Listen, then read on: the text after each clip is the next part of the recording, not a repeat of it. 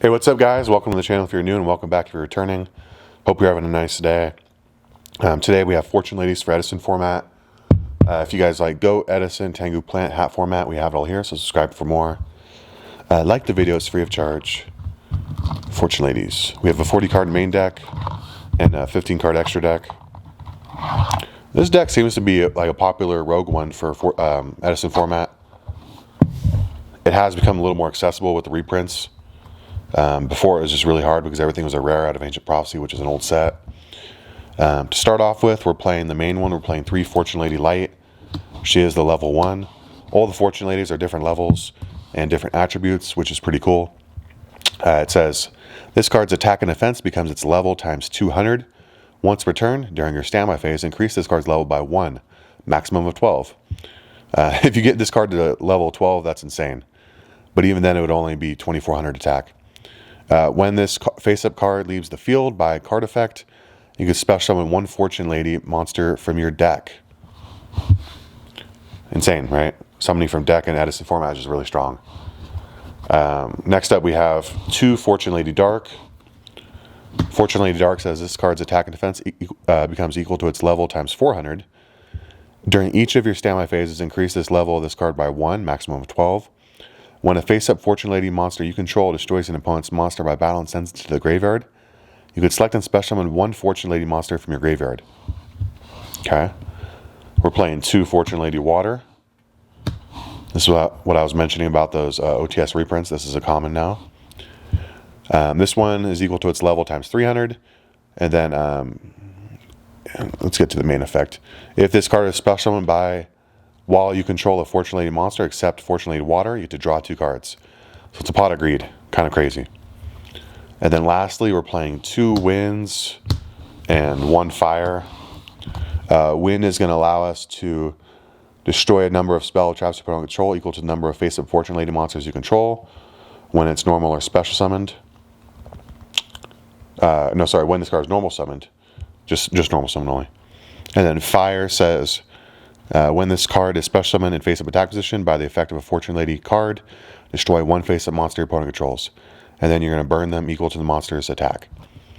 Alright, in order to get off Fortune Lady Light, because it says, when this face-up card leaves by the field by a card effect, you get to special 1 from your deck. We're enabling that through Cyber Valley. 3 Cyber Valley, it's honestly just a very good generic card anyways. Because it cannot provide defensive value when it's attacked by banishing itself any of the battle phase, then you get to draw a card. But the second effect is mostly what we're leaning into. You can banish this and another face-up monster to draw 2 cards, and then you're going to get the special summon from deck, so just really good value. To help enable this as well, we're playing 2 Dimensional Alchemist, and then something that has good synergy with Alchemist is Warrior Lady. We're playing 2 of those. And because we play a lot of lights and darks, we're playing the 1 Chaos Orc. It's also a spellcaster, which is important for our deck because we're opting to play, spoiler alert, 1 Secret Village as one of our terraforming targets. So that is it for the main deck for monsters. If there's any changes in the ratios you guys would make, or any cards you would play or not play, please let me know down below.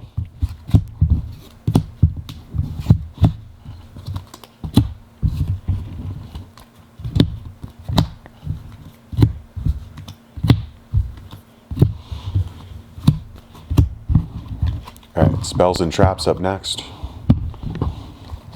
To start with, we have 1 Brain Con, 1 Mind Control. I think these are really nice in a deck that plays 3 Cyber Valley. Being able to steal their monster and then banish it off feels pretty nice. And then we do play monsters that require tribute, so Brain Control is good because of that.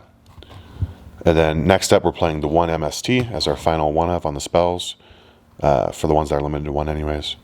For our field spell package, we're opting to play 2 Future Fusions, 1 Secret Village Spellcasters, and 1 Terraforming. Basically 2 copies of Secret Village and 3 copies of Future Fusions. I think this is a pretty nice ratio to play with these guys. Secret Village is a blowout card. Obviously it says, if you only control a spellcaster monster, your opponent can activate spells. That's insane. And then it says, if you control no spellcasters, you can't activate spells. So it has a downside, but we have a bunch of spellcasters, so that shouldn't be an issue. Future Fusions is the main one I want to go over. because this helps enable a lot of your Fortune Lady plays. This one says that each time a monster is normal summoned, target that monster, banish it. So this one instantly enables Fortune Lady Light, because when this is on the field as a field spell, normal summon, banish, and then it was banished, you get special summon from deck. So that's just non-stop recursion of Fortune Lady Light, keep getting it back. Target that monster, banish it. During the next standby phase of the player who controlled the monster, return it to the field in face-up attack position. Alright, next up we're playing 2 Fortune Lady specific spells. We're playing 2 Fortune's Future. So we have Future Visions and Fortune's Future. A lot of cards that sound similar. It says target one of your banished Fortune Lady monsters, return it to the graveyard, then draw 2 cards. So you can get a little pot of greed going there. Because we banished so many cards, we're playing 1 return from a different dimension. Playing Solemn Judgment, Mirror Force, Torrential, Call of the Haunted, 2 Bottomless, 2D Prison, 2 Dark Bribe, and 2 Legacy of Yatagarasu. Just a bunch of staples after that point. We want our plays to go through, so we're opting to play 3 counter traps. We need consistency because we need to see our field spell engine. But also, I don't want to see too much of it. That's why I'm playing 2 Legacy Yatagarasu. Otherwise, I can just play like 3 Terraforming, but I just think that'd be too much. Yata can also draw us some other stuff if we already have this online. So yeah, if there's anything you would change about the main deck, please let me know down below. I'm always looking for suggestions and input. It's hard to be a master of all these decks when you play so many decks. So having the community input's very nice.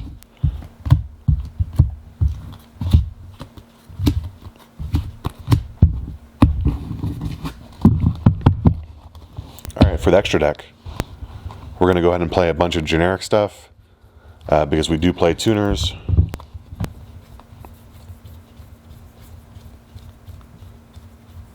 Sorry, my bad. I meant to say we play Brain Control and Mind Control. We have a way of stealing tuners, which is the only reason why we're playing it. Wanted to point that out earlier, but I forgot. Alright, first up we have 1 Armory Arm, 1 Cataster, 1 Android, 1 Brionic, 1 YUGIOH, 1 Eureka's. So we're playing a bunch of generic stuff, so that enables us to play like higher ratios of the slots. Usually decks will just play Brionic and YUGIOH, but we can play Eureka's as well, another generic level 6. For the level 7s, we're playing Black Rose because we do play Spellcasters. We can play Arcanite Magician. For a bunch of generic level 8s, we're playing Stardust, Colossal, Thought Ruler, RDA. And then because we play Dark, so we can play Dark End. And then we have a bunch of low-level monsters, so Mistworm's not that hard to make if we can steal a tuner. And then lastly, we have a Chimera Fortress. Just good generic against those machine decks. And that is it for the profile, guys. If you have any changes here, please let me know. If you guys like Go, Edison, Tengu, or Hat, we have it all here, so subscribe for more. Peace out.